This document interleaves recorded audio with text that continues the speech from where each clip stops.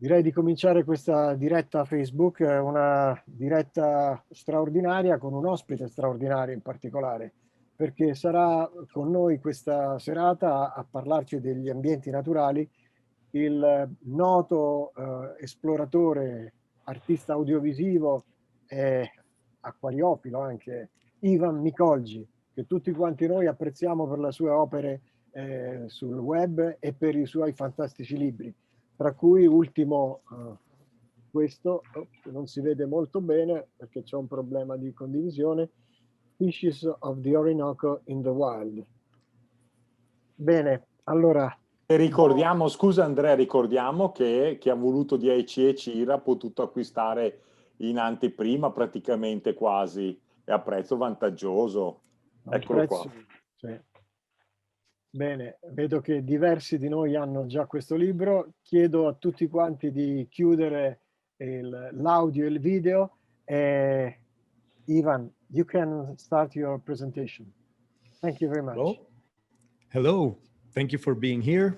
Today we have a short presentation about Morichales, the incredible natural aquariums. And I wanted to make this presentation a little bit short. So I imagine if some of you have my book, if you had any questions, then we could take more time in the questions.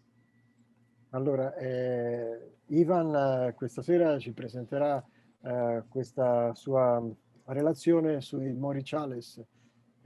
Sono degli ambienti naturali che diciamo, descrive in parte anche nel libro, e farà una presentazione abbastanza corta in quanto poi lascerà spazio alle domande per tutti coloro che hanno acquistato il libro e avranno voglia appunto di porgli delle domande. Okay, so for you, first of all, I wanted to start by thanking everybody who's here, everybody present, and the Club Ittiologico Romano for having me here today. This is a privilege to be here. And I also wanted to thank everybody who got my book. If somebody lets you be here speaking to all of you, like the Club Ittiologico Romano, and you don't thank them, then you don't deserve much at all. So thank you all for being here. If you follow, oh, sorry, you can. Allora, Ivan ringrazia il Club Ittiologico Romano per avergli dato questa possibilità. In realtà siamo noi che ringraziamo lui per questa possibilità che ci ha dato, e insomma, e nel corso della serata insomma, continuerà con la presentazione di questo ambiente. Lorenzo, aiutami ogni tanto. Ok. Vai. Okay, so if you follow my work and if you've read my articles on the website and seen my videos on YouTube, you will know that we speak a lot about Morichales. Allora, vai Lorenzo. Ok. Allora, diceva che se lo abbiamo seguito sui suoi video, comunque sui suoi libri, lui spesso ha parlato di Morichales. Morichales are one of the most special ecosystems for me, or habitats, or biotopes, however you want to name them. And their name, Morichal, comes from the Moriche palm. Ok, quindi Morichales per lui è un biotopo, un habitat, insomma, come lo vogliamo chiamare, lo chiamiamo. E il nome deriva dalla Moriche palm, quindi la palma Moriche. The Moriche palm, or Maurita flexuosa, is very special because it only lives where its roots can be underwater or in very, very humid substrates. Ok, praticamente la particolarità della Mauritia flexuosa, che è il nome scientifico di questa palma, è che cresce unicamente in luoghi dove le radici possano andare proprio in acqua, quindi in ambienti proprio dove riesca a radicare in acqua. So Morichales is the plural of Moriche. It's a group. The name Morichales means, the translation in Spanish is a group of Moriche palms. It's a whole group of them when there's a lot of them together. Ok, Morichales significa quindi che c'è un gruppo di queste palme, perché Morice è il singolo, Morichales significa più palme insieme, quindi è un raggruppamento, è un luogo dove c'è un insieme di queste palme. Okay, another in Brazil, it's called buriti. It has many, camanguacho, aguaje. There's many, depending on the country, they have a different name. But they're Okay, basically from the central to north part of South America. Ok, quindi sono caratteristiche del centro-nord del Sud America, hanno nomi diversi a seconda del posto. In Brasile sono conosciute come Muriti, Cananguccio, eccetera. Questi nomi che vedete qui. Okay, so, well, here it is. These are the characteristics for to have a morichal. The roots must be underwater. And you can see here the amount of water in the picture that you have. They have a low pH, usually because there's so much organic matter that falls from them. If you can see the picture, you have the fruit right here, you have the branches, you have the leaves. So all of this makes the water in the habitat a low pH. Ok, quindi come diceva prima, le radici devono essere sott'acqua, quindi immerse, e quello che diceva, appunto, come potete vedere, ci sono tante foglie, frutti, legni in acqua. Questo significa che chiaramente c'è un pH molto basso, in quanto appunto c'è tutto questo tannino, insomma, tutte queste foglie in acqua. Most of these morichales are spring fed. They grow where there's a spring of water coming out of the ground, and it usually has a sand bottom, so the water is usually clear, and there's water all year round because it comes from a spring. Ok, quindi sostanzialmente crescono vicino a delle sorgenti, in quanto l'acqua deve rimanere anche nel periodo della stagione secca, sostanzialmente, quindi radicano su un strato sabbioso, e appunto la caratteristica è che c'è sempre presenza di acqua. So, as you can see here in the picture, there's a vast plain, and I'm going to explain to you that morichales are like the tropical version of the desert oases. Ok, quindi in questa foto potete vedere, appunto, adesso ci racconterà un minimo, potete vedere questa pianura, e sostanzialmente quello che dice è che alla fine i Morichales sono un equivalente tropicale di quelle che sono le oasi nel deserto. Yes, if you remember the cartoon, when you look at the cartoon and you see the camel and you see the Bedouin and they're all thirsty and they run to the oasis and they all drink water, this is the equivalent, but in the savannas here in the Amazon, it's exactly the same. When you see morichal in the distance, you know there's water, and it's usually clear water. Ok, quindi dice come quando si vedeva nei cartoni, c'era un cartone, non ho capito a quale si riferisse, comunque, che con i cammelli, il beduino che nel deserto raggiungevano l'oasi. Ha detto qui è la stessa cosa, però in un ambiente dell'Amazzonia, una savana, e quindi ha detto che sostanzialmente lì c'è sempre una presenza d'acqua, quindi come una vera e propria oasi in un paesaggio che probabilmente non ne ha molto. And this is what they look like underwater. E questo, insomma, è come sono sotto l'acqua. You see the sand in the bottom, usually a tree trunk that has fallen. And morichales have, one of the things that is nice about them is that they give shade to the water. So the water usually has all these rays coming in, and they have the dark areas. But when the light trickles in, you can see these effects in the water. Ok, quindi come potete vedere c'è un substrato sabbioso, legni in acqua, e poi la caratteristica è che, appunto, essendoci le palme che fanno ombra, la luce filtra, e quindi ci sono questi effetti luminosi, come potete vedere qui, di zone più luminose e zone più in ombra. Here's another example. These morichales are sometimes so sterile because the water comes out from the ground, and it has, because the substrate is silica sand, which adds no minerals, it has no hardness. This is like practically rainwater. So there's Morichales that are really, really sterile. Few fish or animals can live in them. Ok, dice praticamente sono ambienti sterili, in quanto appunto quest'acqua sorgiva arrivata sotto il terreno in questa sabbia silicea che quindi non rilascia nulla, e quindi è come se fosse effettivamente acqua piovana, quindi un ambiente sterile dove solo alcune forme di vita riescono a vivere. So there's not a lot of abundant big fish, but you have the small fish like apistogramma, you have small fish like severums, nothing of the large fish. In these small, where they're born, the more closer you get where they're born, the more sterile they are.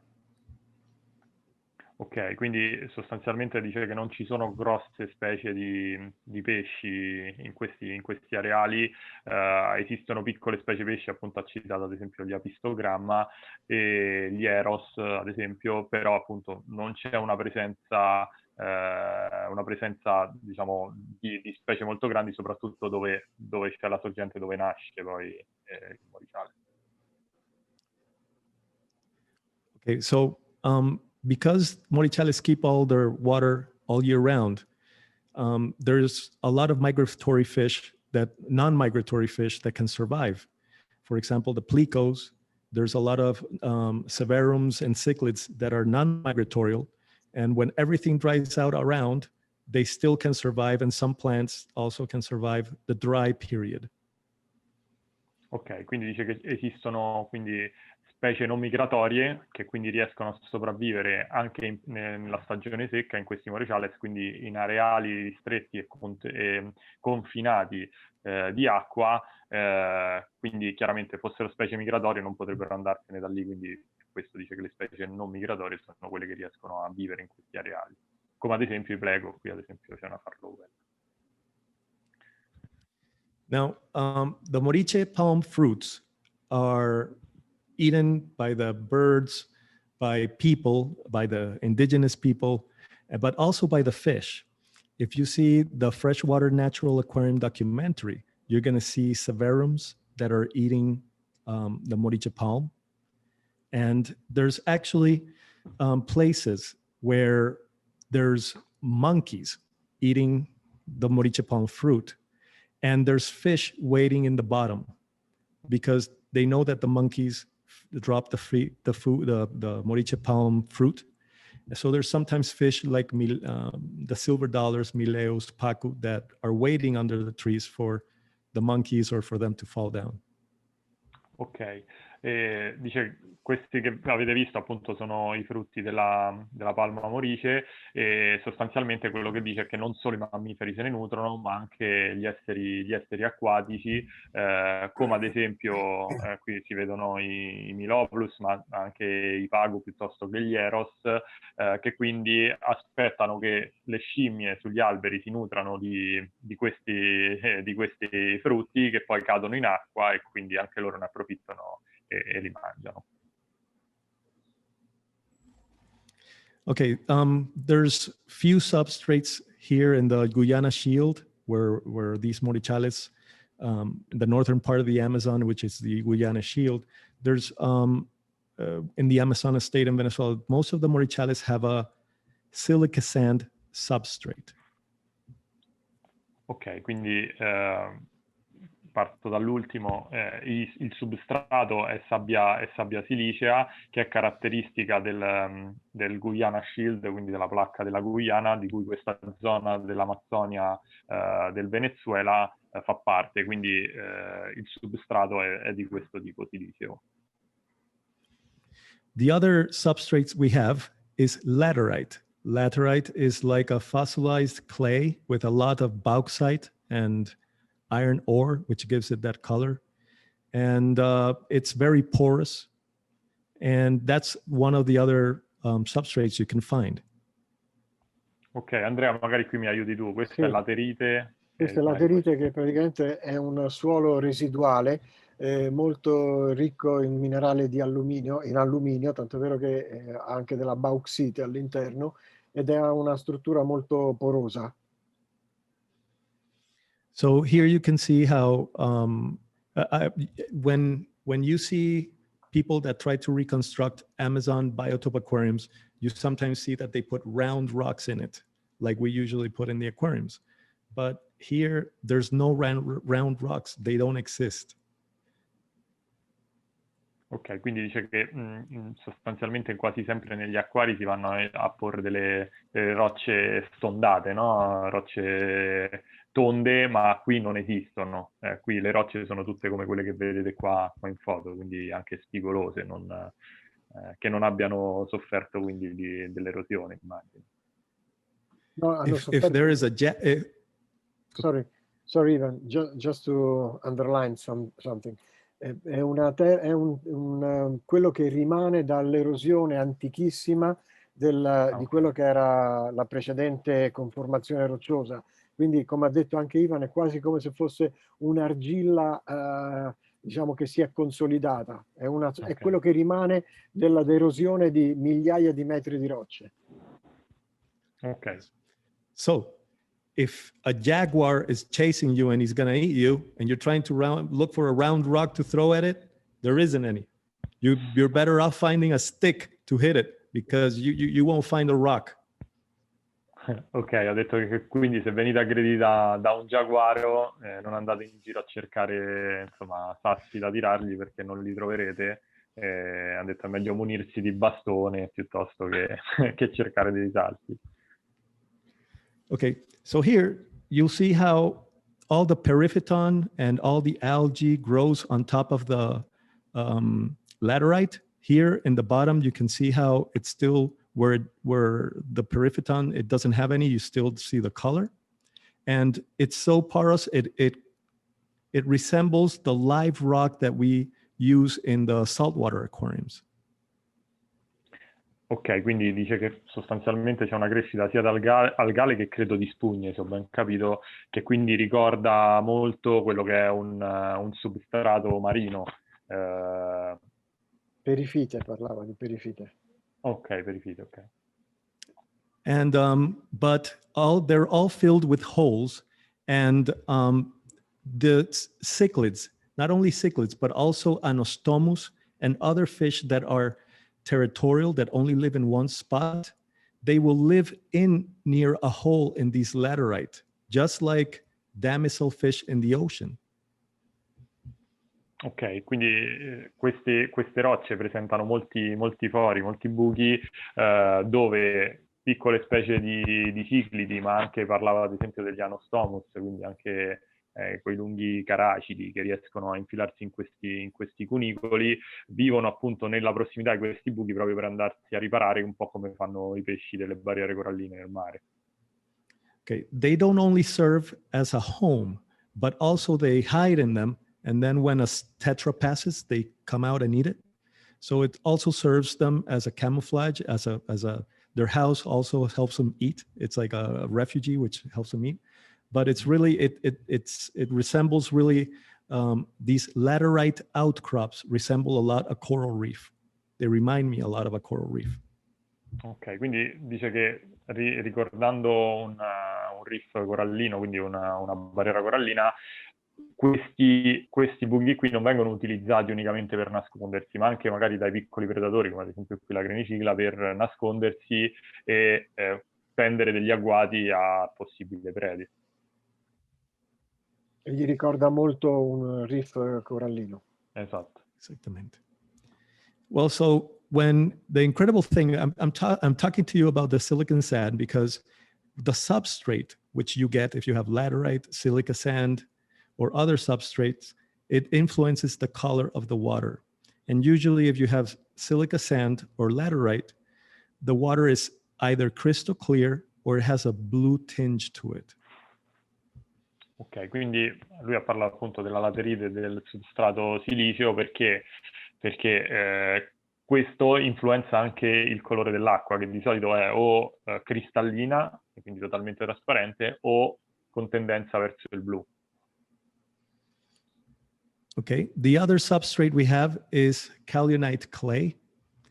You can see here on the left, when it's outside of the water, it's kind of whitish. I imagine there's many types of hues to it wherever in the world you are. But underwater here on the right, you can see what it looks like once it's underwater. And it also, the algae, the periphyton, all these bacteria, everything grows on it, and it gets more of a dirty look on it. Andrea, vuoi dirlo tu? Sì, allora ho detto che un altro tipo di formazione che si vede è l'argilla, la caolinite. La caolinite che, come si vede qui nell'immagine a sinistra, ha un aspetto biancastro abbastanza irregolare e sott'acqua diventa più, diciamo, di quest'altra colorazione su cui crescono comunque delle piante, delle alghe, delle perifite delle alghe. Here is a picture of the kaolinite clay very close up. This is the edge of the river. Now here, where I'm pointing, this up is the reflection, is the water reflection. And this in the bottom is the kaolinite clay, the original part. Ok, qui in questa foto potete vedere dove arriva il livello del fiume, quindi dove sta puntando lui col mouse, da dove sopra è riflesso sulla superficie dell'acqua e sotto invece la roccia proprio sott'acqua. And when you have kaolinite clay in a place, the water looks emerald green.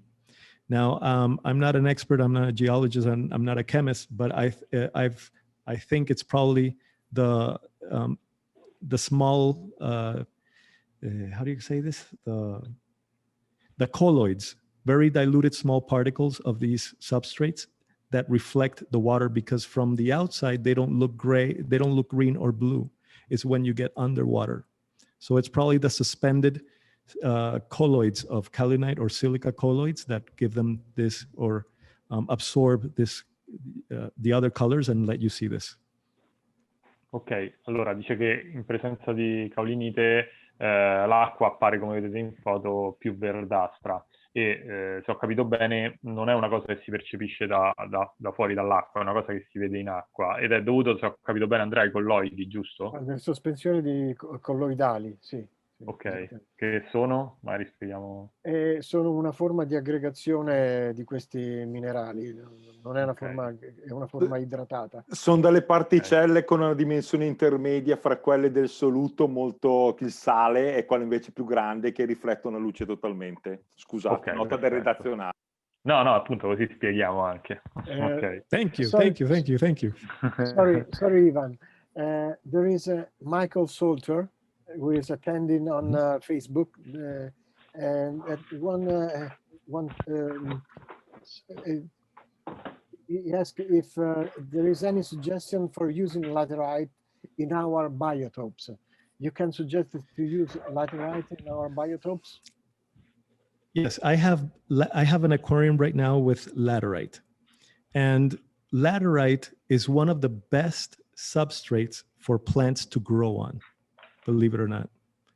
So in the wild, when you have these laterite outcrops, everything normally is they're not small rocks, they're big rocks, but sometimes they break off and you see the laterite and it has all these plants on it. So in the flooded savannas, for example, all these laterites are covered with long plants like Ludwigia inclinata, which is a tall plant, and other tall plants like Tonina or Bacopa. They grow on this laterite.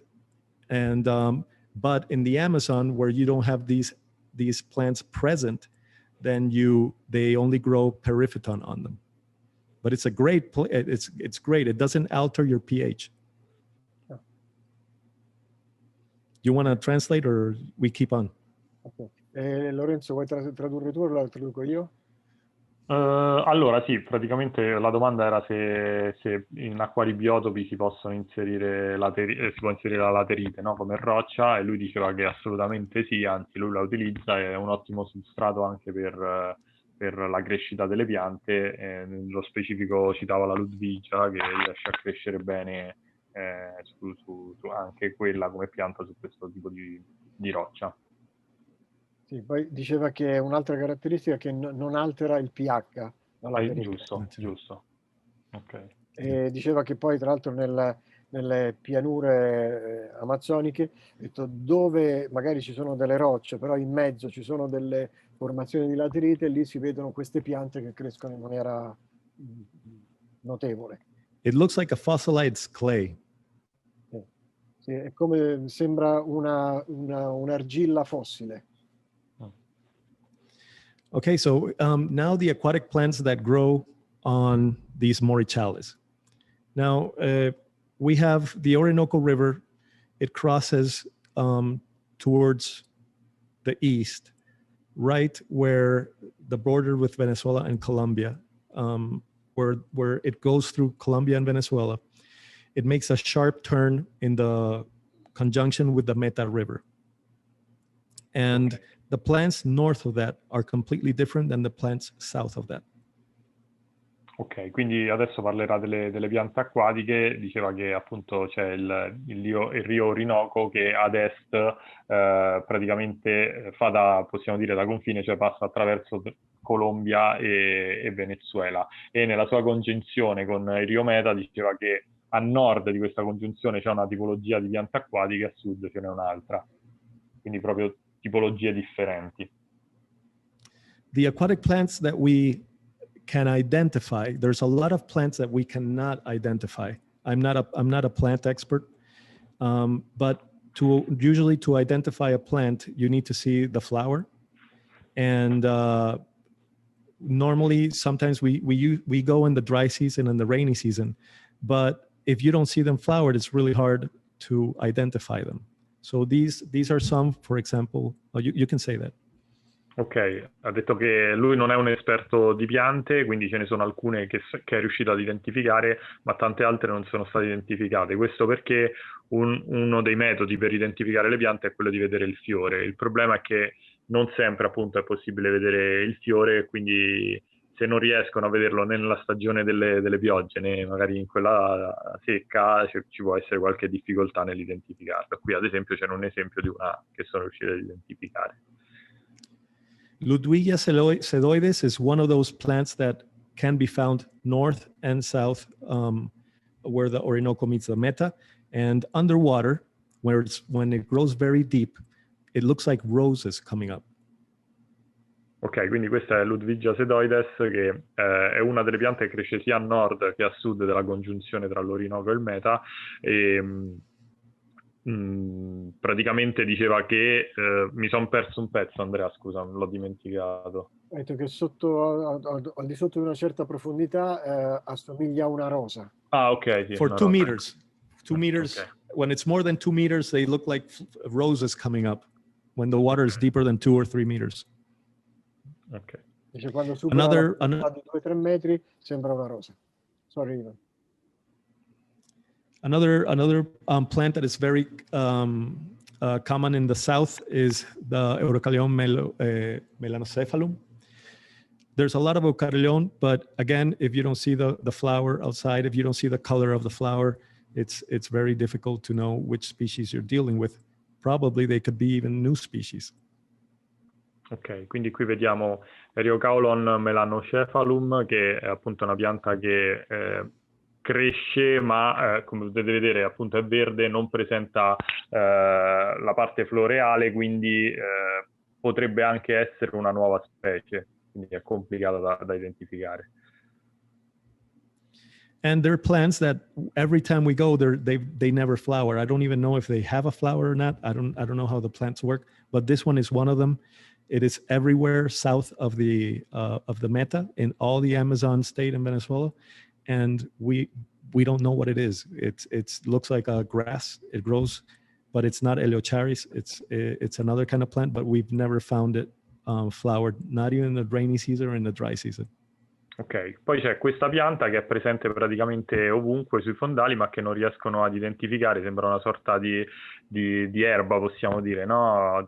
Non è l'Eleucharis, ma dato che non fiorisce né nella stagione secca che in quella delle piogge, è difficile e non riescono a identificarla. Now, in the edge of the rivers of the Morichales, you can see that every plant gets his space. For example, this is one species, then here you have another species, then here you have another species. So they occupy, it looks like an underwater garden where in the edges. Ok, quindi praticamente dice che, come potete vedere, sui bordi praticamente del Morichales le piante crescono a raggruppamenti di diverse specie, quindi sembra una sorta di giardino sottomarino in cui le piante appunto si raggruppano per tipologie differenti. See, it's not a mixture where everything is mixed. They have their areas. Quindi non è un mix dove tutte le piante si vanno a meschiare, ma appunto ogni pianta ha la sua area. In the dark areas of the Morichales where there's a lot of moriche palms and few light goes in and the water reduces, you get these green tunnels, these underwater green tunnels. And one of the only plants that grows there is this plant, and it is not a lot of fish live in here because the water is the dark areas are very much sterile. The fish don't like to be there. They go up and down, but there's few that live in there. Ok, quindi diceva che praticamente nelle zone un po' più, come potete vedere, ombreggiate e anche più ristrette del Morichales si vengono a creare questi tunnel dove cresce questa pianta nello specifico, ma sono aree dove i pesci non stazionano molto. Appunto lui diceva sono zone dove ai pesci non piace molto stare, quindi che sono solo di passaggio perché sono molto sterili, quindi credo non trovino nemmeno nutrimento in queste aree. Yeah, and in these green tunnels, there's only like 2 or 3 or 4 species that are permanently there, and one of them is the Morichales elegans. E ha detto che in questi tunnel verdi esistono 3-4 specie che invece vivono in maniera stazionaria. Uno di questi è quello che vedete in foto, che è l'Morichales elegans. Now, at the edge of at the edge of the water, there's a lot of plants. Not only in the inside, there's practically more on the outside of the edge of the river, and there's where you got a lot of Atoninas, Afiglatilis. There's a lot of different aquatic plants, but the most abundance in species are usually the riparian in the edge of the water. Ok, quindi quello che dice è che ci sono molte specie che invece appunto crescono al di fuori del livello dell'acqua, e qui ce ne sono alcuni esempi, e appunto quello che diceva è che la stragrande maggioranza delle piante sono quelle che poi crescono emerse. Okay, so now we go underwater again, and this is the fallen Moriche palm leaves and roots, which is really important because the Moriches are not only a habitat outside that protects everything from not getting hot, or the water from not getting hot, but also it creates habitats underwater. E qui vediamo un'immagine con legno e foglia di palma morice sott'acqua, perché quello che dice è che chiaramente queste palme servono a creare un habitat al di fuori dello specchio d'acqua, perché riparano, perché forniscono cibo, ma costituiscono anche una parte fondamentale poi con le parti che cadono in acqua dell'habitat sommerso. For example, the roots. The roots, you can find a lot of predators that hide in them, like Hopleus malabaricus. Per esempio le radici, perché ci sono tanti predatori anche che si riparano e si nascondono tra queste radici. Ad esempio qui in foto c'è un Hopleus malabaricus. In these areas that are really dark, the fish, the smaller characins like cardinal tetras and neon tetras, they don't go towards the edge. They try to stay far away because a lot of predators go in there, in the dark areas of these roots. E quindi dice che nelle zone più scure, più diciamo ombreggiate dove ci sono queste radici, i piccoli cardinali come ad esempio i neon, i piccoli caracidi come ad esempio i neon e i cardinali, evitano, si fermano diciamo al bordo di queste aree perché sanno che possono esserci dei predatori nascosti. But they also, it forms you see how they swim in the outside, but the leaves form all these structures where the fish that resemble, for example, a sunken ship, and they all school around the moriche palm leaves, and they last a long time. Some of these moriche palm leaves are there 6 months later after we visit. Ok, quindi diceva che comunque sia, però queste palme che cadono sott'acqua ricordano un po' come i relitti, no? Sommersi, dove questi pesci trovano riparo e appunto costituiscono l'habitat. Poi Andrea, non ho capito l'ultima parte perché non c'era Ha detto connessione. che si possono ritrovare anche a distanza di un anno nella stessa condizione. Ok. Una sola cosa, scusa Lorenzo, lui ha Sì. parlato di paracheirodon, però non credo che si riferisse ai neon, ma si riferisse a paracheirodon simulans. Ivan, Okay. are there paracheirodon innesi or only paracheirodon simulans? I have only found Paracatodon axelrodi and simulans in Venezuela. I have not found inesi. It is, I don't even think there is any in the collections in Venezuela. There is a list. I can send you at the end a website that has the list of all the freshwater fish that are present in the Venezuelan waters, freshwater, and it's up to date. And if it's not there, it's not present, because it's not in the collections, because this one has all the collections of all the museums worldwide. Even because I think that innesi are from Peru and fresh water, water that are lower temperature. Okay, yeah, but there's things that are very mysterious in the Orinoco. For example, the arowana. You see, the arowana, we have the in the Orinoquia. What we call the Orinoquia is where we share the Orinoco with Colombia in the border, and it goes north. Now, on the west, on Colombia, there's arowana, but on the other side of the river of the Orinoco, on Venezuela, we've never found arowana. And arowana is a fish that can cross the Orinoco, right? Yeah. But we have never found it in any museum in the world or in Venezuela. There aren't any, and nobody has ever seen an arowana on the other side of the Orinoco. So there's fish that don't even cross the Orinoco for some reason. Maybe there's some barrier? No, because there's simulants on both sides. We have some apistogramma that share the same biotope in Irinida, and there's no arowana on the other side. So it's and we have potamotrigons that are the same. Most of the fish are the same, but there are some fish that never have crossed, or we have to find them. Mm-hmm. So here is how a visual effect that I don't know if you wanted to translate what we spoke about right now or not. Yes. Faceva presente Ivan che alcuni pesci, ad esempio faceva riferimento all'arowana, l'Osteoglossum bicirrhosus penso che si riferisse, che sono presenti solo in una determinata parte geografica, e quindi sul lato ovest dell'Orinoco, mentre nel lato est non c'è traccia dell'arowana, e non si capisce bene quale possa essere il motivo. Non ce n'è traccia neanche nei record delle catture, anche se poi ci sono specie che si possono trovare sia da una parte che dall'altra, degli apistogramma o dei potamotrigon, delle razze che si trovano sia da una parte che dall'altra, pur avendo la possibilità gli arowana di poter attraversare l'Orinoco. Yeah.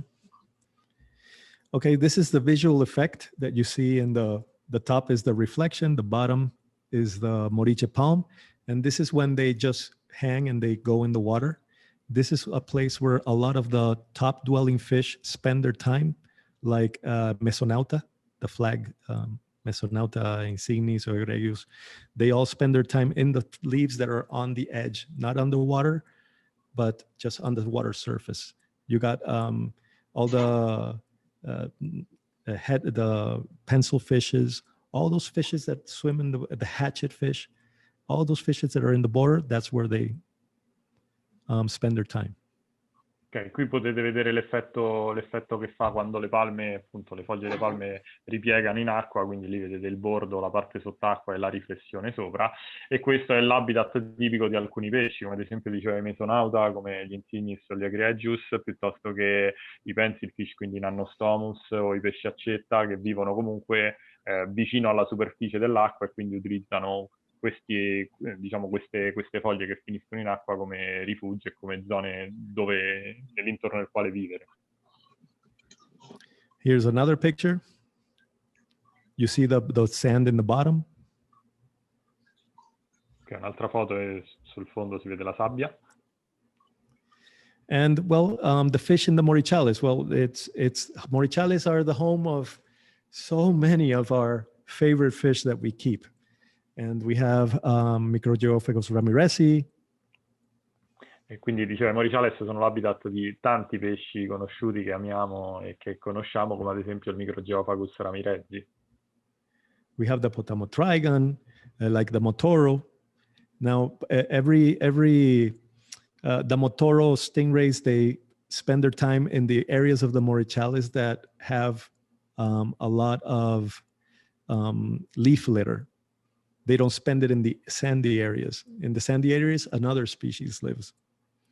So they spend their time, their camouflage is they look for these areas where there's a lot of leaf litter. Ok, quindi quello che dice appunto anche presenza di razze d'acqua dolce, come ad esempio la Potamotrigon motoro, ma quello che sottolinea è che questa specie vive principalmente in zone dove c'è un letto di foglie sul fondo, perché appunto, come potete vedere, i colori del suo camuffamento sono l'ideale per questo tipo di substrato, mentre esistono altre specie che invece vivono sulla parte sabbiosa. And here on the left, you see how the silica sand, there's the periphyton, all this organic matter, but you still see the sand, the silica sand, the white silica sand. Ok, quindi qui potete vedere appunto come c'è la sabbia chiara e poi ci sono anche appunto qui c'è depositi organici, perifidi, come diceva prima, quindi si può vedere proprio lo stacco, la differenza. Another one of our favorite is, my favorite is the Altum angelfish. Most of these pictures are in the book. So this, if you have my book, you'll understand what I'm talking about. It'll give you more understanding, a deeper understanding of what you're looking at in the book. Ok, qui c'è il suo pesce preferito, che è appunto l'Altum, e quello che poi diceva è che queste foto sono quelle che sono anche presenti sul libro, quindi ci sta dando, diciamo, anche un approfondimento rispetto a quello che poi troveremo fotografato sul libro. And well, you have others like the Severum cichlids, the liberifer, right? Questo appunto è una foto che rappresenta gli Eros liberifer. They are the only one species that have a mouth-brooding, I don't know, reproductive behavior. That's what Stike says. Yes. Here we have Severum, Eroseverus. We got liberifer, but in the book there's one that is an unidentified species that is in the book. Yeah. But I think there's probably a couple more. There's probably two different or more, or 2 or 3 more different species in Venezuela that haven't been described of Eros. I think also here, species in Iride, right? Oh, you can say that if you want. We have 2 described species for here, Eroseverus and Eros liberifer. They're all in the area of the Orinoquia. And then we have probably 2 that are new species. One is in the book. Ok, I translate. Ho chiesto se appunto questo è il liberifer, gli ho chiesto se appunto dovrebbe essere l'unica specie di Eros che fa riproduzione, diciamo, come dire, tengono i piccoli in bocca, insomma, e mi diceva sì che torna, e poi dovrebbero esserci anche altre specie, come ad esempio il vero Severus, e più altre specie che invece non sono state ancora classificate.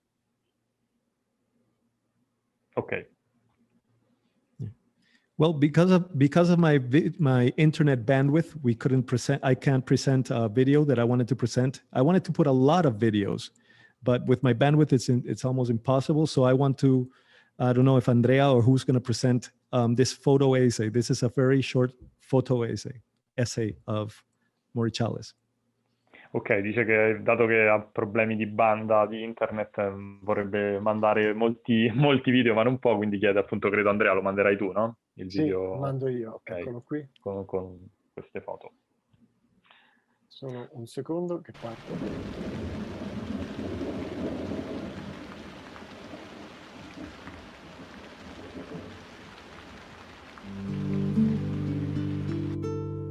Do I have to stop sharing my screen?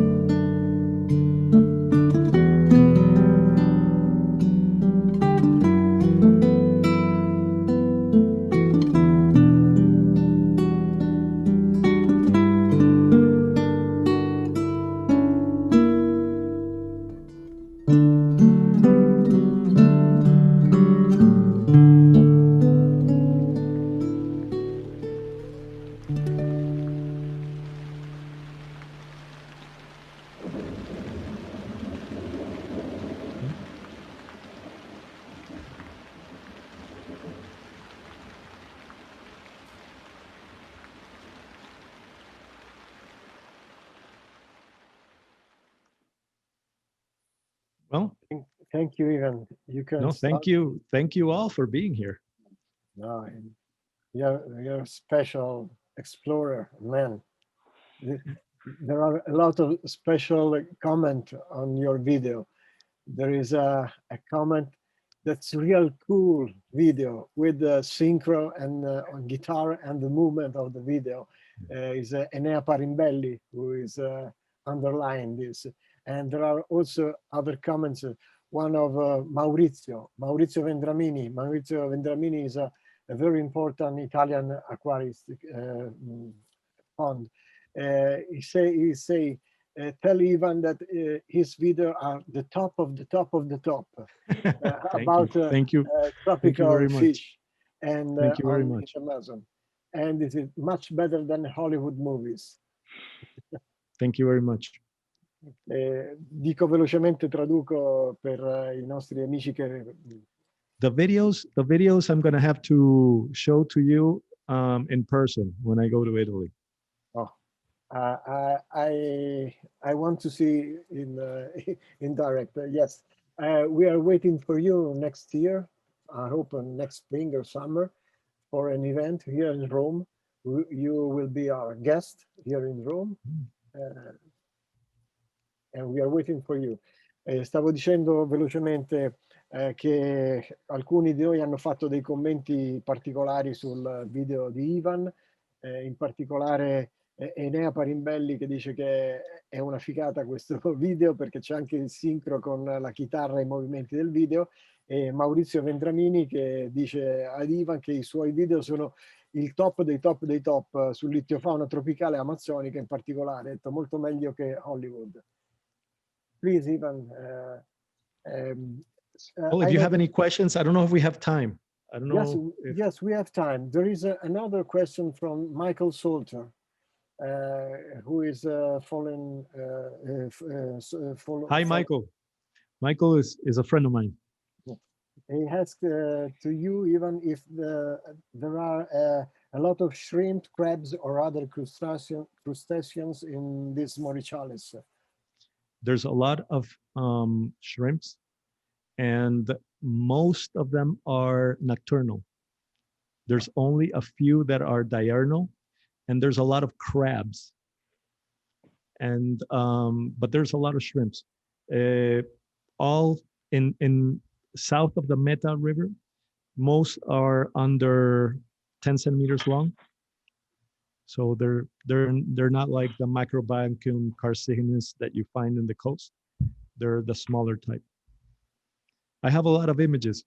Probably there's one I don't that has a Pinocchio nose. It's very long and it has white stripes. It looks like a tiger. I have I don't know if you want to translate this. Yes. Ha detto che ci sono tantissimi, in particolare gamberi all'interno di questi Morichales, ma hanno comportamenti prevalentemente notturni. Se ne trova, ci sono anche granchi e altri crostacei in generale. Poi ha fatto riferimento a dei gamberi che sono presenti anche nel Rio Meta, però ha detto che sono particolarmente piccoli, giusto Lorenzo, da quello che ho capito, non Sì. superano i 10 millimetri. E ce ne sono alcuni che hanno praticamente un muso appuntito, come se fossero Pinocchio. Corretto. Sì, diceva anche bianchi, se non ho capito male come colore. Well, I have a lot of pictures of the shrimps, of the crabs, of the freshwater sponges, but this is all. I wanted to make a six books, 6 smaller books, with all those different habitats that are in the green book, in the big book that you have.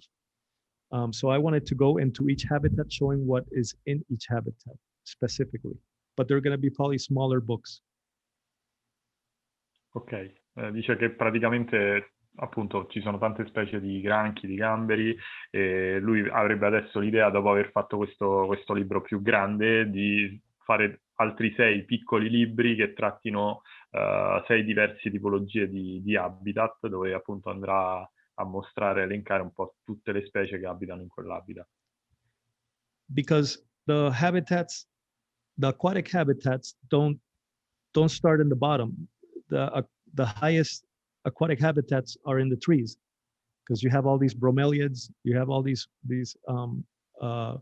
plants that keep water, which are filled with amphibians, insects, and those are the highest aquatic habitats. And you have to, if you're going to show all the aquatic habitats, you have to start from the top to the bottom.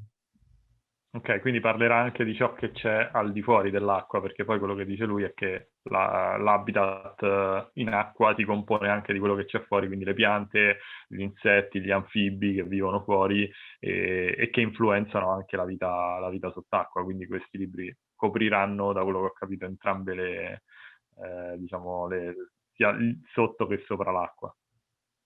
And when do you plan to keep this book out? Well, you see, we have 5 or 6 habitats in the green book, right? There's the flooded savannas, you got the lost world. So I have all the pictures of all the plants, all the aquatic plants, all the shrimps, all the insects. I got pictures of all of that, and the substrates and the minerals. So we can make a book out of each one, because you have to show everything if it does, all these images do nothing in my hard drive. You have to show them to know people, all the investigations, that what is there, right? We have to know what is there so we can be able to preserve it. So we have to make books about that. I have to start writing them. Okay. So I don't know if you guys want it. If you guys want it, I'll start writing them.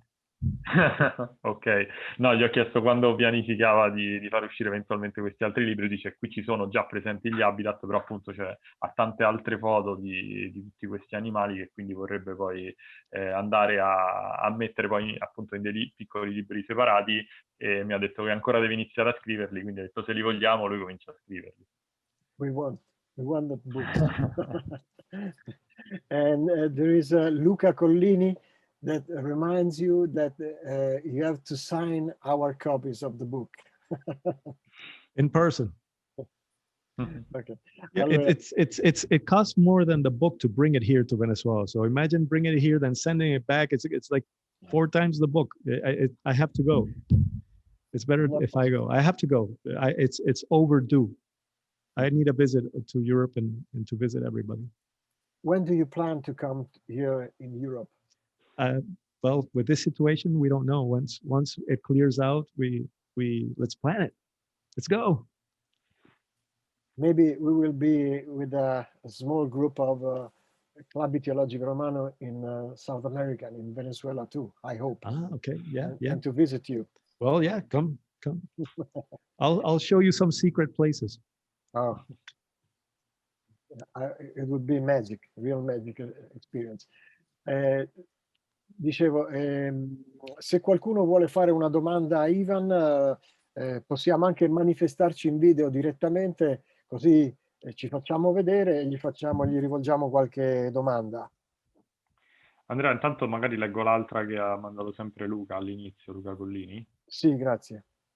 Okay, Ivan, Luca Collini also asks you if you can tell us what are the difference in the behavior and in the aspects of the fish in the main water course and in this little Morichales, if there is some difference in the behavior, in the, I don't know, coloration, and so on. Very good question. You see, the Orinoco River, like I say in my book, it's not clear. It's a whitewater river. So the water is not, you have to be like 2 centimeters to be able to take a picture of the fish. So the records that I have is what you fish, what you net, and you can get out, and then you put it in an aquarium and you take a picture, right? So I spent most of my life, or the past 15 years, it was looking for streams, Morichales, that with clear water that drained into the Orinoco directly. So I spent most of my time looking for clear water. Okay. You want to translate it? Sì, ok, allora io gli ho fatto la domanda che faceva Luca, ovvero se ha notato differenze nei pesci tra il corso principale dei fiumi e quelle che poi sono queste piccole pozze d'acqua. Lui quello che diceva è che è praticamente, cioè finora non è riuscito a notarlo, sia perché negli ultimi 15 anni lui si è occupato principalmente di questi piccoli corsi d'acqua che poi fanno da affluenti dell'Orinoco, che sono poi tutti fiumi di acque chiare, mentre l'Orinoco scusate, di acque cristalline, diciamo, mentre l'Orinoco è un cosiddetto white water, quindi acque bianche con una scarsa visibilità, dove per fare una foto a un pesce bisogna essere a 2 centimetri di distanza, e quindi dove puoi solo pensare di pescare il pesce, metterlo in una vaschetta a parte e poi fotografarlo. In the Orinoco you have bigger fish, more pelagic fish. You got fish that migrate a lot. You have big catfish, the red-tailed catfish. You got Hydrolicus armatus, the vampire tetra that, you know, grows over a meter. So you got more pelagic and big fish that than in these little Morichales. Morichales have more of the aquarium fish. Ok, quindi quello che diceva è che poi nell'Orinoco ci sono grossi pesci, come ad esempio il tetra vampiro, che raggiunge anche il metro di lunghezza, piuttosto che alcuni pesci gatto come il pesce gatto, il coda rossa, e quindi i pesci che teniamo noi in acquario per lo più arrivano da habitat come quelli del Morichale. There's one famous fish from the Orinoco, that from the main river, that a lot of people keep, which is the blue phantom plico. And the blue phantom plico L128 is from the main channel of the Orinoco. And it lives with these big monster fish, like the big catfish and all these migratory fish. Ok, ha detto c'è un pesce che invece vive nel corso principale dell'Orinoco, che è l'L128, che appunto è un pesce che riesce a convivere con questi grossi pesci. How many people do we have? How many people have we had? I think there are 27 people. 27 here, and then on Facebook, I don't know how much. Lorenzo, chiedigli Sì. com'è la situazione ambientale dell'Orinoco, visto che è ormai... Dal punto di vista dell'inquinamento? Ma in generale, sì. Well, I always say this, that everybody has treated the rivers badly. Europe, you know, North America, Central America, everybody is treating the rivers really badly. And nobody gets out clean out of how they treat their rivers. But here it's quite difficult for the Orinoco because there's a lot of oil, there's a lot of gas, and there's a lot of coltan and gold and diamonds, everything. So it is what it is. It's full of all these what people think is precious, when other people think that the fish and the water is precious. But it's full of too many precious things for everybody. Ok. Niente, quello che appunto avete sentito la domanda di Livio, lui ha capito, ha già detto che nel resto del mondo tanti fiumi sono inquinati, trattati male, diciamo, possiamo dire. Anche l'Orinoco purtroppo soffre di cose di questo tipo, perché ci si trovano diamanti, oro, petrolio, gas, e quindi anche lì, insomma, lui dice c'è chi ritiene che queste cose siano preziose, c'è chi ritiene che invece sia più prezioso magari un habitat da conservare, i pesci, l'acqua, però lì anche arrivano queste cose, insomma. Penso che does that answer the question? Yes. Okay. Maurizio, hai fatto una domanda nella chat per Ivan. Non ti sento, se puoi riattivare l'audio gliela puoi fare direttamente tu. Volevo chiedere innanzitutto, Ivan, grazie. Vedo sempre tutti i tuoi video. I see all your videos on YouTube. I find them really fantastic because we can see the fish in their natural habitat, and we can understand better how can we take the best in our tanks. So thank you very much for this, because to see in the wild and to read on a book is, I think, quite different. So now my question is, have you ever seen cardinal tetra, paraketal axelrodi swimming together with simulants, or they live in a totally different biotope? They never see each other in any way, in any kind of a river, of a type of lake, and so on. Okay. This is a curiosity, of course. Yes, there's you've heard me say about the confluence of the Meta River with the Orinoco. Cardinal tetras and paracatodon, cardinal tetras and the green neon tetras, simulants and axelrodi, only live under the confluence. You can't find them after. But simulants is quite rare down in the Venezuelan Amazon. We've only seen it in 1 or 2 streams, while Paracatodon axelrodi lives in many, many, many, many streams. And normally, I only saw one of those 2 places. I've seen cardinal tetras together with simulants, but only a small group, very small group. It's not very common. It's probably a fish. The cardinal tetra that was with the neons was probably going to get eaten in 5 minutes after. They're not together. Ok. You want to translate? Andrea, aiutami a tradurre che sono meno bravo a tradurre in italiano. Vabbè, intervengo io, dai. Allora, grazie Lorenzo, grazie. Maurizio prima appunto ha fatto la domanda chiedendo se i cardinali poi, quindi Parachaerodon, Axelrodi, vengono trovati insieme ai Parachaerodon simulans. Appunto Ivan diceva che i simulans abitano solo un paio di fiumi, se ho capito bene, mentre appunto l'Axelrodi è molto più diffuso, quindi questa sovrapposizione praticamente non c'è se non in areali molto ristretti. Questo in sintesi è quello che diceva lui. Sì, sì. One thing is that the two places that have simulants by the millions, while cardinal tetra is a more widespread fish, but there's not millions of them. There's thousands or hundreds of thousands, but simulants are very prolific where they live.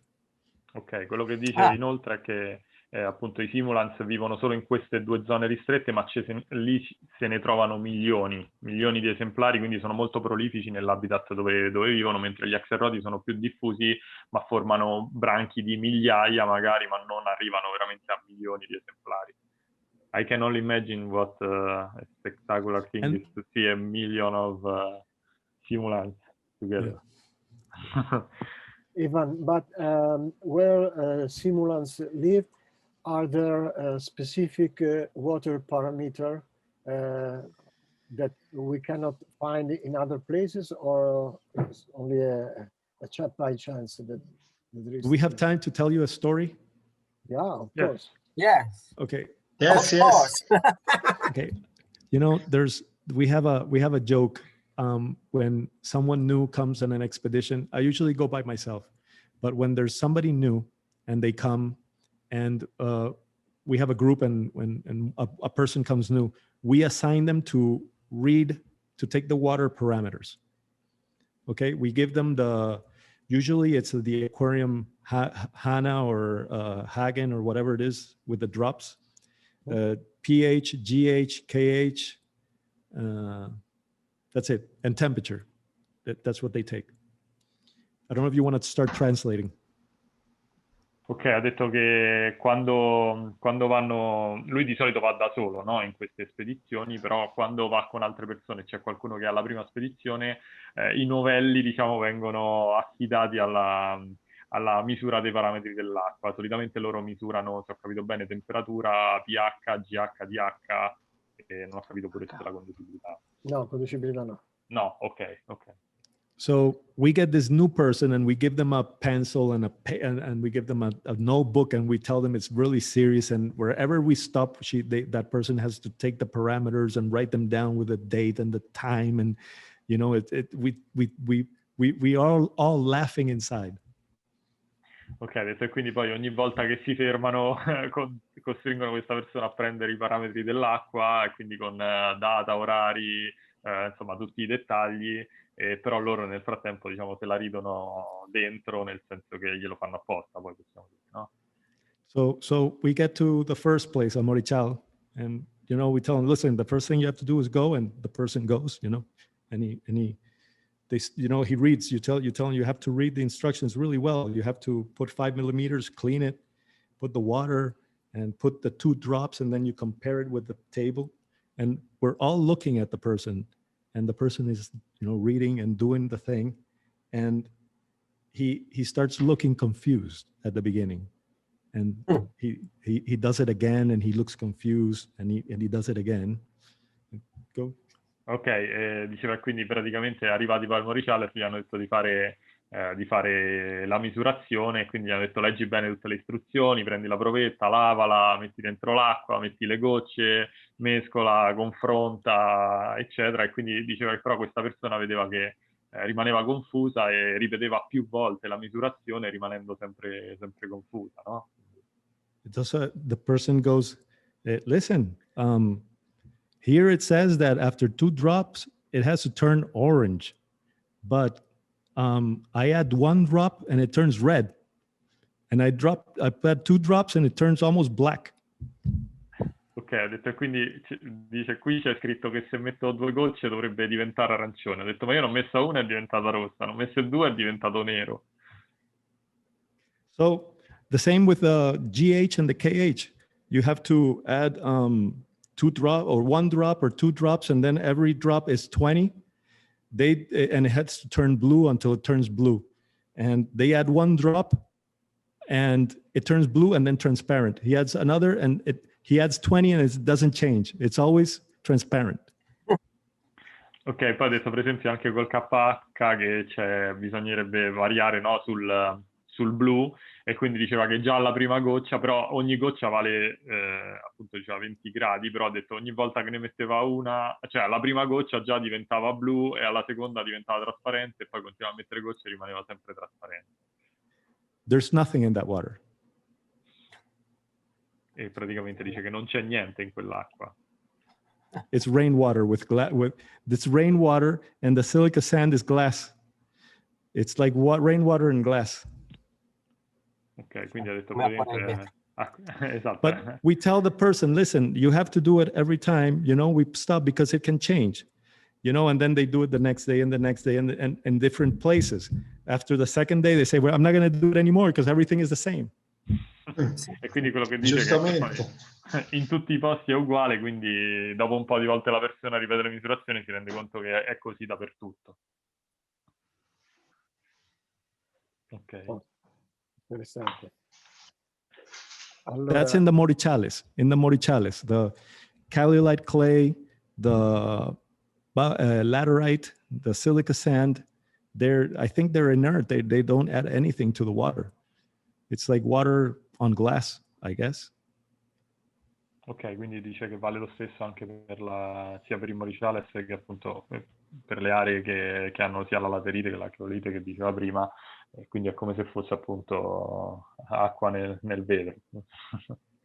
So it's probably water with the aquarium things can't even measure it. It's 4.5, 4.3.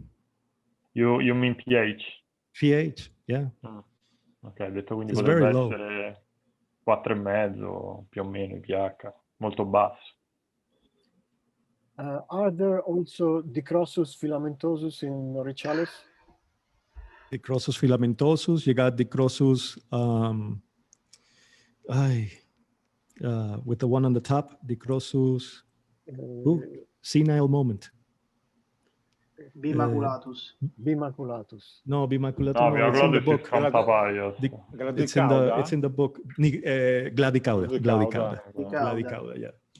Yes. Okay. That's what, you know, there's the Colombian side has many of these Morichales, but the biggest Morichales are what we call in the book the big Morichales of the East, right? And those Morichales, some of them are 100 kilometers long.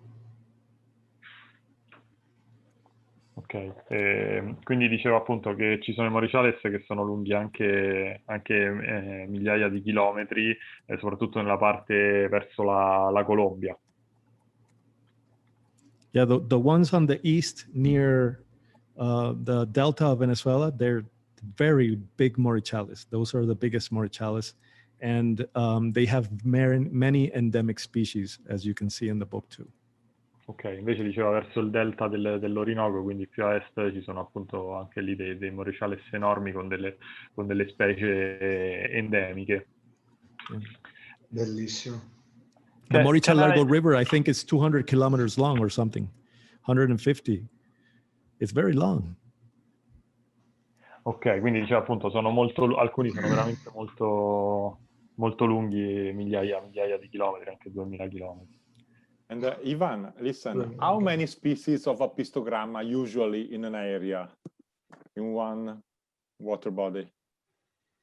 That's a very good question. Yeah. Usually, I've never seen more than 2. It's usually 1 or 2, but usually more. It's more one species. per area, per Morichal. For example, Apistogramma hongsloi, in that Morichal, you just find Apistogramma hongsloi. In the one that you find Apistogramma mellifera, there's only Apistogramma mellifera. And if you go to Caño Cristales, that's Apistogramma lacrina. There's nothing else in there. Only one, usually. Yeah.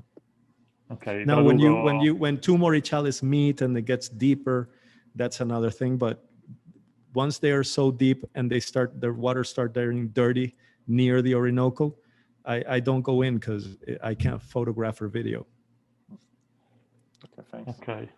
Diceva Livio, gli chiedeva quante specie di apistogramma, lui diceva che tendenzialmente ce n'è una per ogni Morichales, quindi ha fatto esempio apistogramma hongsloi, trovava quello in quel determinato Morichales e non ce n'erano altre specie. Detto, nelle zone invece dove queste confluiscono nell'Orinoco, lì non è riuscito poi, le acque diventano troppo torbide e quindi non è riuscito a fotografare, a vedere cosa ci fosse. I'm going to give you an example. You have here a picture of Apistogramma mellifera behind me, right? And the plants in that place are red. We don't know if it looks like a new species of plant. We don't know what it is. Even with the flower looks like a ceres, and the plant looks like a red Eleuchari. So we don't know it could be a new species of plant. But in that Morichal, there's only mellifera, and with Parachaetodon simulans. And in the edge of the water, all the edge of the water is full of carnivorous plants. And when the water goes up and it rains, all the simulants and the mellifera are swimming around the droseras, the carnivorous plants, because they're semi-aquatic.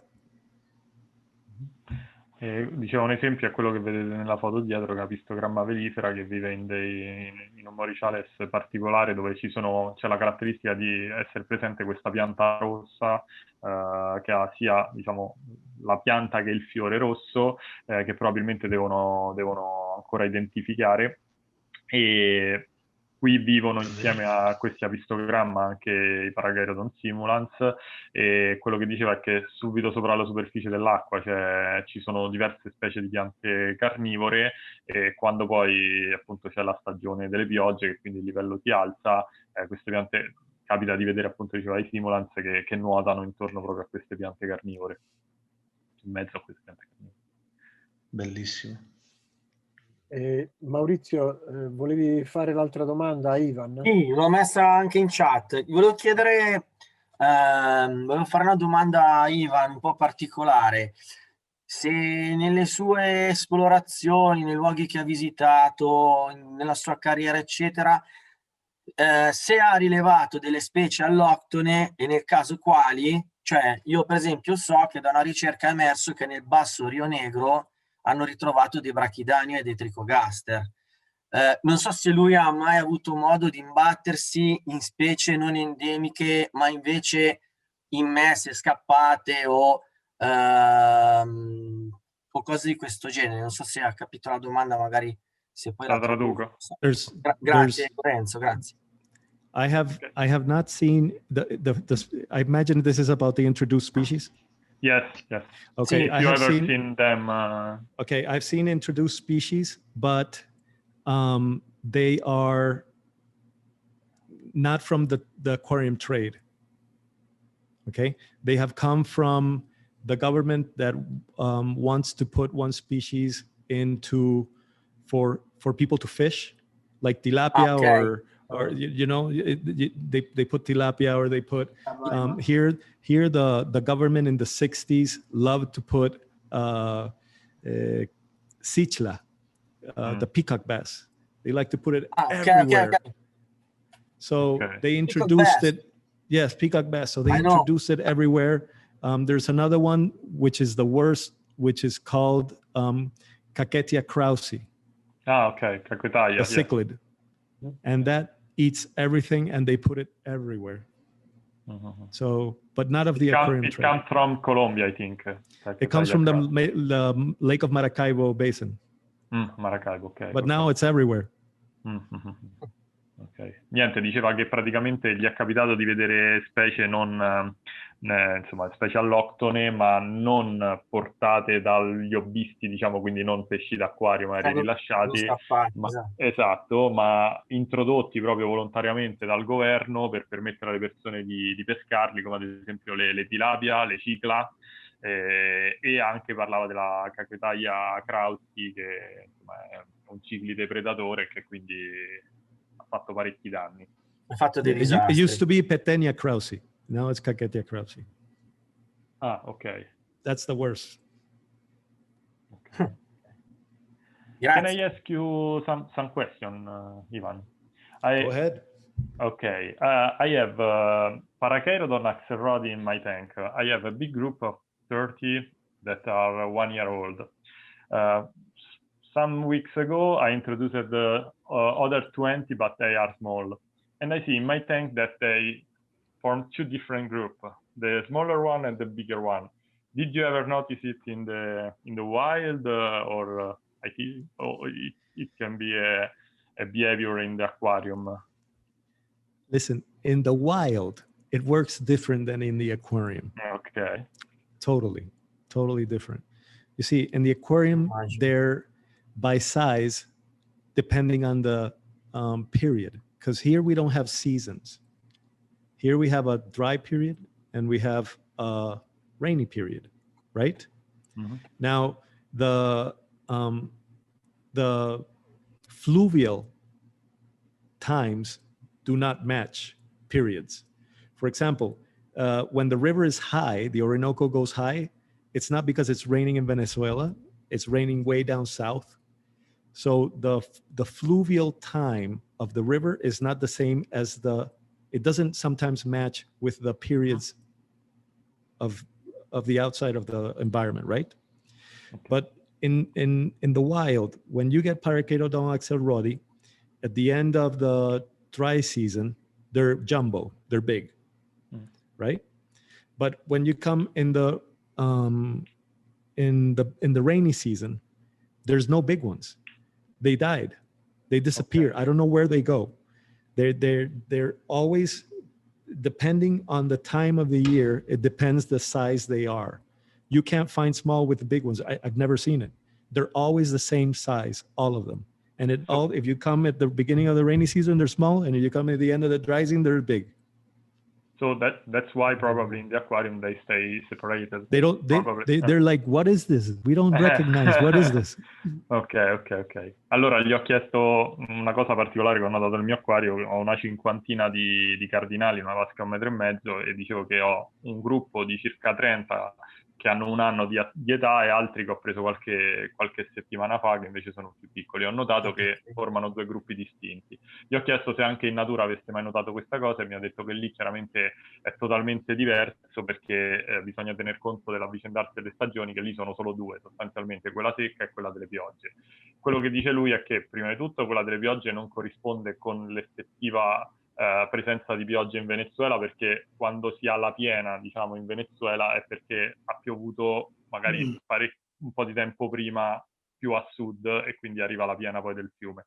E quello che diceva è che alla fine della stagione secca si trovano solo cardinali grandi, jumbo li ha chiamati, quindi che arrivano da una stagione in cui sono cresciuti, mentre nella parte poi, nella stagione in cui c'è, diciamo, la piena, sono già morti tutti quelli della stagione precedente e quindi si trovano solo quelli piccoli. Quindi è una situazione che in natura non si presenta e quindi probabilmente in acquario non convivono, proprio perché insomma risultano come estranei. Then, if I can, I have other 2 questions. One is about Morichales. I see it in your photos, in your book. I'm very curious about this fish. I think they've never been found in the aquarium. So I want to ask you if you ever noticed some reproduction behavior of this fish, if you know how they act to reproduce. And the other one is, the other question is how you organize your tour. So you live near the Morichales, or you have to stay some weeks away from home, and you told that you came alone, but I'm curious about how you organize all. Listen, a Monoceros I've never seen reproducing. Okay. I have no idea. What I've seen them is almost black. I've seen them brown. I've seen them brick, reddish, brown. And then I've seen them yellow, bright, bright yellow. But I've never seen them green. And a leaf is green. But that tells you that there's not many green leaves falling in the water. So that's what I can tell you. I've never seen them breeding. Ok, allora traduco questo. Gli ho fatto una domanda sui Monoceros, i pesci foglia, perché ero molto curioso, dicevo in acquario non sono mai stati riprodotti, volevo capire se lui avesse mai notato comportamenti riproduttivi di questi pesci. Ha detto che non ha mai avuto modo di vederlo, però una cosa particolare è che appunto li ha visti di tanti colori, più sul rossastro, più sul marrone, più sull'oscuro proprio, gialli, però non li ha mai visti verdi, dice, eppure le foglie sono verdi, quindi questo fa capire che in questi areali le foglie cadono in acqua quando ormai sono già secche, possiamo dire, quindi hanno già dei colori differenti. I live in Valencia, Venezuela, and if you see, it's in the northern. I'm 30 minutes away from beautiful coral reefs. Most of my life, I've been swimming in coral reefs. And so to get to the Orinoco River from here, I have to drive 12 hours. No, probably a little bit less. 10 hours at 140, 150 kilometers of an hour. Ok, allora l'altra domanda che gli ho fatto era appunto come si organizza, no, per questi suoi tour, quindi per andare in questi areali. Lui mi ha detto che lui vive a Valencia, che è molto, detto, a mezz'ora circa dai reef corallini, quindi da tutt'altra parte, quindi deve guidare circa 10 ore, quindi se ho capito bene 1400 chilometri circa per raggiungere questi posti. Only stopping to, go to the bathroom in the edge of the road and eating in the car, like you see in the fish guys. So it's driving and driving and driving. Ok, quindi ha detto senza poi fare chissà quali soste, quindi guidando, fermandosi solo per bisogni a bordo strada e per mangiare in macchina. La passione. So, well, you guys have to come visit. When things get better. Right now, the things are really strange. I don't even have gasoline at the moment here for my car, so we have to wait until things get different. Ok, e ha detto che bisognerà aspettare che le cose un pochino cambino, perché in questo periodo, per esempio, diceva non ha nemmeno diciamo il carburante per l'automobile lì, e ha detto dovremmo andare a vedere, quindi diciamo che era un invito. Thank you. Thank you. You're welcome. Thank you, guys. I can't believe there's so many people still here. They haven't, left. We still have 15 people or more, or not, like 10. We are 24 in this moment. 24. Thank you for being here. So cool. Non so se c'è qualche altra domanda che volete rivolgere a Ivan, che è stato esaustivo. Maurizio non perde l'occasione. Io ho una domanda. Maurizio. Ciao Ivan, grazie comunque di essere qua. Una domanda banalissima, se vuoi anche stupida, cioè proprio... Ma i cardinali, quando li vedi nei loro posti, dove nascono, vivono, crescono, stanno in gruppi come sardine, fitti, ogni tanto vanno anche in giro in 10-20 a fare un po' delle marachelle per i fatti loro. Cioè noi qua in Europa, in Italia, abbiamo la concezione giusta, sbagliata, non lo so, che i cardinali nuotano sempre tutti compatti insieme. Tu, che li hai visti dal vero, che cosa ci puoi dire al riguardo? That's what cardinal tetras eat. Com'è? What cardinal tetras eat? Cardinals, no, sorry. No. The question is, we have in Europe the talk that cardinal live always all together one near the other. Did you ever notice them in the wild that they can form smaller groups or less? I don't know. Less individual. This is in the book. If you read it, that's what it says in the book. During the day, you see groups of cardinal tetras, usually from 10 individuals to 15 or 20 individuals. And they go in small groups and they stay in a small area, probably 5 meters, and they go around and they go back and forth. And another group is somewhere else. But when that's during the day. Now, when it's 5 o'clock or 6 o'clock in the afternoon and the sun starts going down, all these groups start getting together and they start forming bigger groups.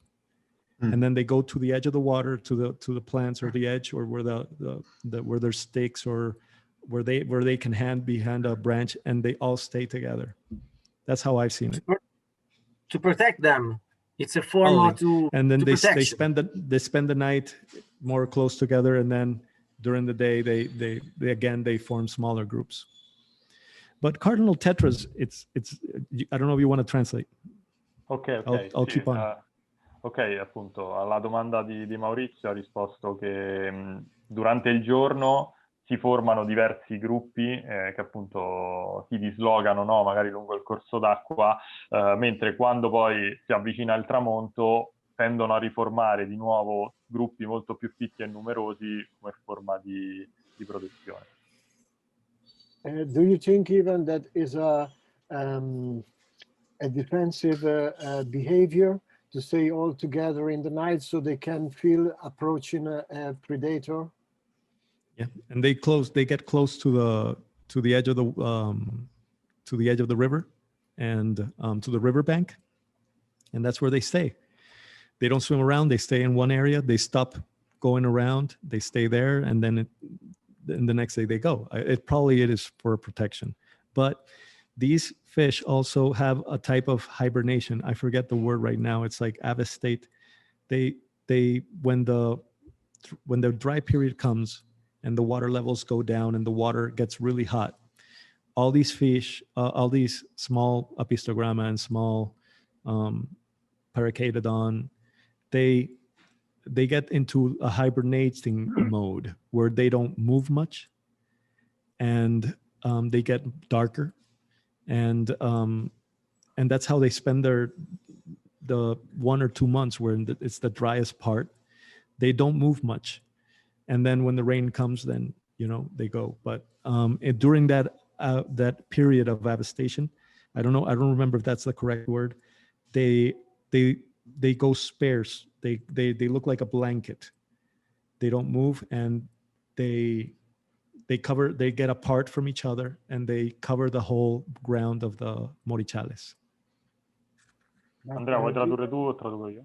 Traduci tu, però volevo fargli un'ultima domanda. Do you think this behavior is due to the lack of oxygen in the hot water?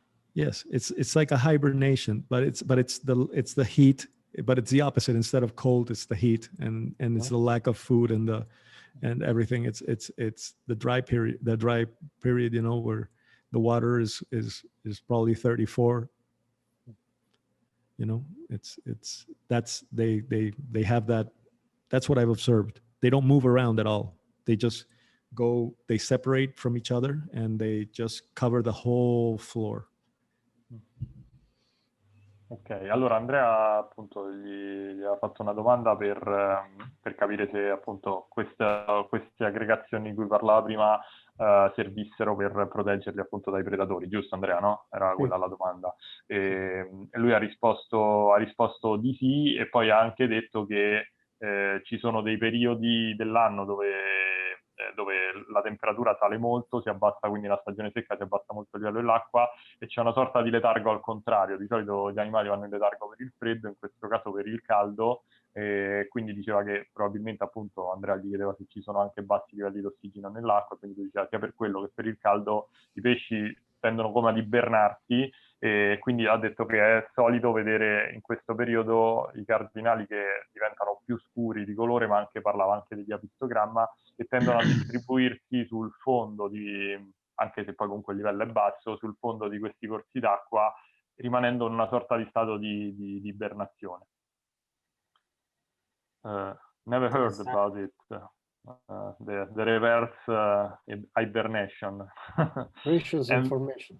Yes, and I always think about why the cardinal have these colors, because I think they are easy to prey, no, for the predator, and they also are easy to see because they are red and blue.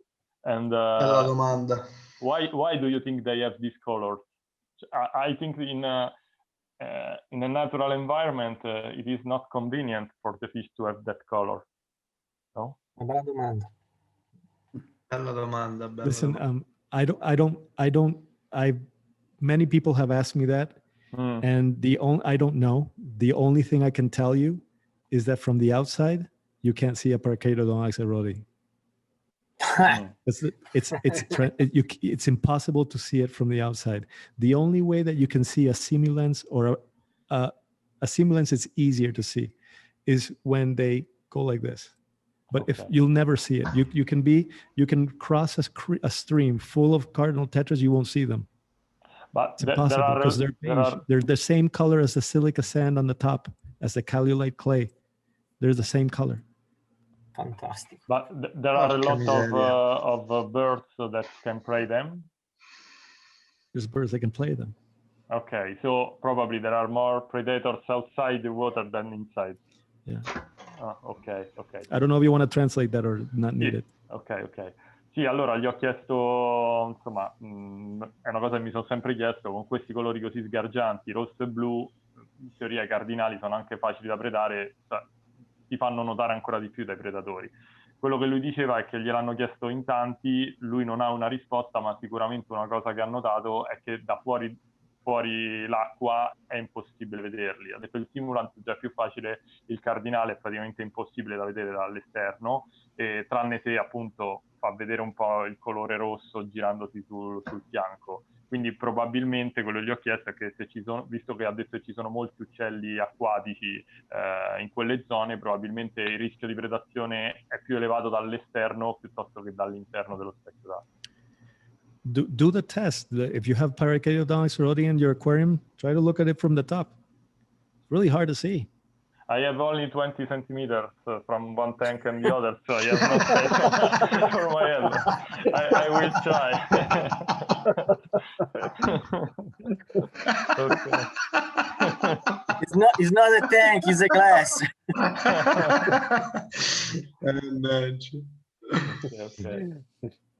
Okay. Non so se qualcuno ha qualche altra domanda, io non vorrei abusare della pazienza. Domanda. Sì, vai Roberto. Velocissima. A big question. Can you spend 2 words for the Moncausia bittieri and is a lost natural ambient? Don't smile, please.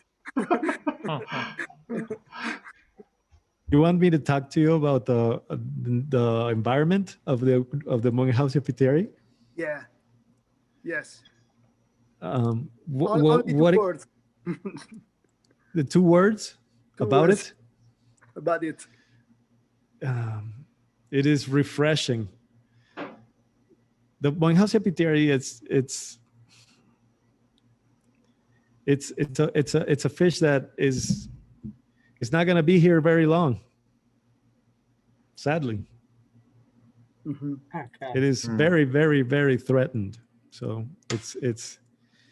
they're magnificent to see underwater because the males in the wild, all their fins turn purple, dark purple, and it's underwater when they glitter with the purple. It's incredible. It's a very nice fish, but they're the places where we photograph them, they don't exist anymore. Cazzo, pensa un po'. It's a sin. No, I know. I saw your movie of 10 years ago, maybe more, and do you film the Moncausio Pittieri in the wild, in some remote place? They don't live there anymore. They have disappeared. It's not there anymore. That place is not there. They it was a small stream, and they made a person bought all the area. They made a potato farm to farm potatoes, Pensa un po'. and he put Pensa un po'. he made like a concrete wall to get the water up, and then he put the, you know, to put the water to the potatoes, and then the stream totally dried because he needs more water than the stream has because it's a very small stream. So the stream dried out completely.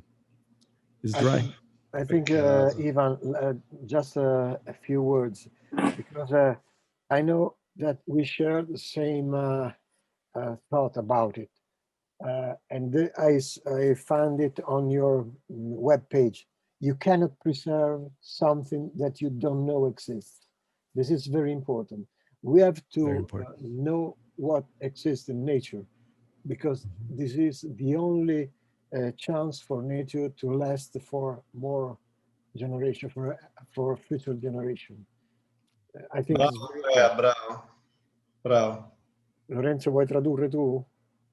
Sì, ok, appunto Andrea gli dice una cosa che pure ha visto in uno dei suoi video, se non sbaglio, che appunto lui dice che non puoi proteggere qualcosa che non sai esista, che appunto che non conosci, quindi l'unico modo per preservare questi habitat è quello di conoscerli e quindi di cercare appunto magari il libro può essere anche un mezzo in questo senso, per far conoscere quali sono anche le realtà, no, di questi posti. Questo si collega al fatto che prima Roberta aveva chiesto delle informazioni rispetto alla Moncausio Pittieri, e tutte le immagini che trovate su YouTube che ha proprio filmato Ivan rispetto a questo pesce sono state girate in dei posti che adesso non esistono più perché hanno dovuto lasciare spazio a piantagioni di patate, per dire. Ivan, I want to thank you sincerely, because you added something that we cannot imagine before. I think you are a very important ambassador of nature for the freshwater fishes and for nature. I think this is one of the most important moments in our year of streaming conference in Club Ittiologico Romano, because this is a testimony of what exists in nature and what we have to preserve. This is our goal. I think that we have to fight for nature, to protect nature, even if it's so far from us, because we are talking about Morichales. Morichales is something that I think few people know out of Venezuela or South America, but I think this is important. And I want to thank you once again. I think we have to stop the event, the evening, if you're right. Volevo tradurre, volevo fare semplicemente una veloce considerazione, che è stato un onore per noi avere Ivan questa serata a presentarci degli ambienti che molti anche acquaristi non conoscono, come i Morichales. Pochi di noi li conoscono. È importantissimo conoscerli, perché questi ambienti, perché è l'unica maniera che possiamo fare per proteggere la natura. E ho detto che questa per me è stata forse la serata più importante dell'anno del C.I.R., senza togliere niente a nessuno, perché ha dato un valore aggiunto importante. Ringraziamo Ivan della sua disponibilità, della sua competenza, e grazie ancora. Thank you all for being here and having me here. Thank you. Thank you, Ivan. Thank you, Master. Superate il libro di Ivan, perché è un libro fantastico, vale la pena. Io penso che Spero che lo porti Gesù l'applauso bambino. c'è stato Get my tutto, book. You have to get my book. Un applauso dal club ittiologico romano, c'è sta tutto. E anche dall'AIC. Thank you. Thank you. Thank you very much. Thank you. Allora, speriamo Ciao. di poter organizzare prossimamente degli incontri in presenza come fa l'AIC ogni anno, da tanti anni, quest'anno è saltato. E prossimamente, the next years, we hope to have in Italy Ivan Mikolji with other star of aquaristic. Okay? Maybe we hope. Yes. With other Hollywood star. Yeah. Ok. Buona serata, buonanotte a tutti. Thank you very much. Ciao Ivan. Buonanotte. Ciao. Buonanotte. Alla prossima, a presto. Grazie.